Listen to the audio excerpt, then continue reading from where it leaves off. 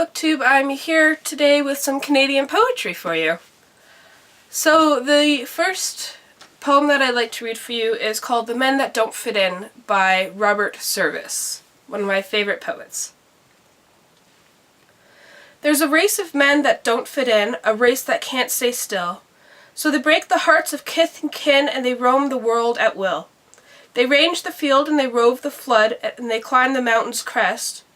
Theirs is the curse of the gypsy blood, and they don't know how to rest.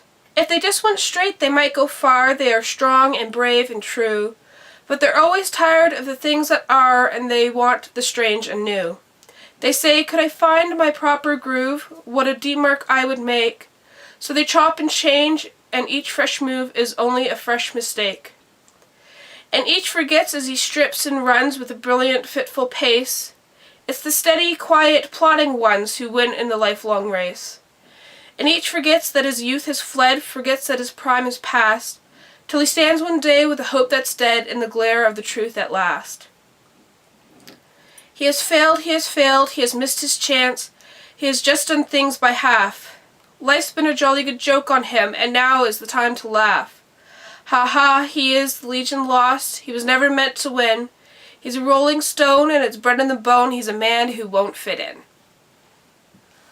This next poem is by Pauline Johnson, who's very dear to my heart because we both share a Mohawk ancestry. And this poem is called The Song My Paddle Sings. West wind blow from your prairie nest, blow from the mountains, blow from the west. The sail is idle, the sailor too. O wind of the west, we wait for you. Blow, blow, I have wooed you so, but never a favor you bestow.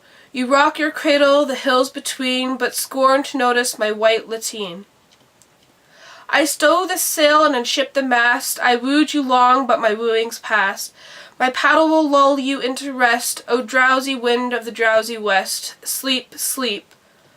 By your mountains steep, or down where the prairie grasses sweep, now fold in slumber your laggard wings, for soft is the song my paddle sings.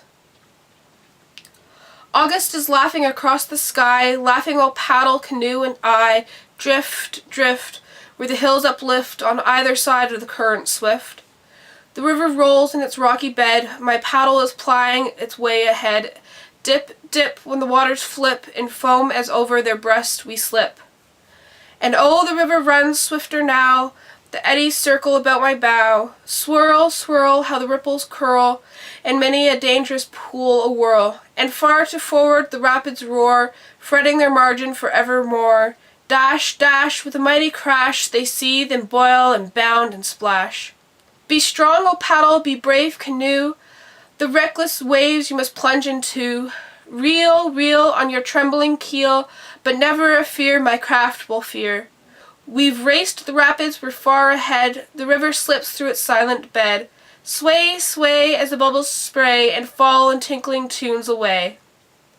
And up on the hills against the sky, a fir tree rocking its lullaby, swings, swings its emerald rings, swelling the song that my paddle sings. And the next poem is Dr. Meat by Chris Demeanor, a poet laureate of Calgary. I was looking for cold cuts on Canada Day, but the shops were closed and I was headed home when a car backfired and my vision strayed to a mini mall across the street, a black sign on white saying Dr. Meat. Inside I saw no meat, just cans and dried goods on plywood shelves. The prices in red felt saltine crackers, white sugar, jam, 2 pairs of shoes, and scraps of fabric. Not much more, part bunker, part junk store. Dr. Meat was all in blue. I said, I'm looking for sandwich meat, but it looks like you might not have that. He said, I don't understand what you're saying. What are you driving at? I said, I'm looking for sandwich meat, but it looks like you might have that. He said, I don't understand what you're saying. What are you driving at? I said, some kind of meat to put on sandwiches, like roast beef or salami. Salami, he cried. Yes, yes, salami. And suddenly he was fawning lovingly, lovingly, looking at a half salami in his cooler next to a cluster of plastic grapes. You must say how much you want. You must say thick or thin. But first listen. Do you believe that back in Iraq I was a doctor of medicine? He took an oath to serve the sick, but here he stands instead. It's easier to serve things that are already dead. For years he endured, he cured Sunni, Shia, and Kurd. He had a place in Tikrit, now he's Dr. Meat.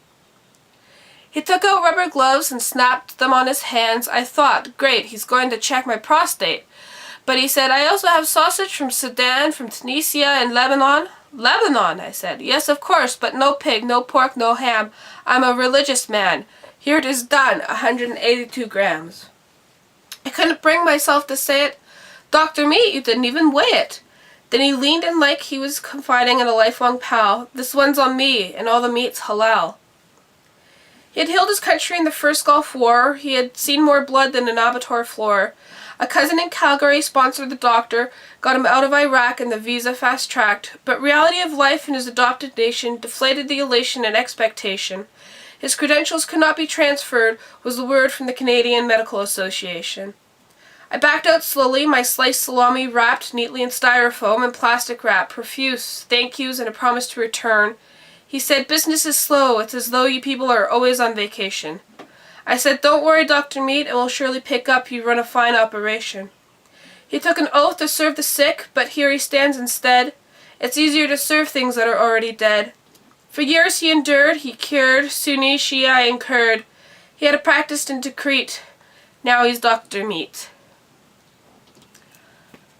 So I just thought I'd read those poems out to you because they're some of my favorite Canadian poems.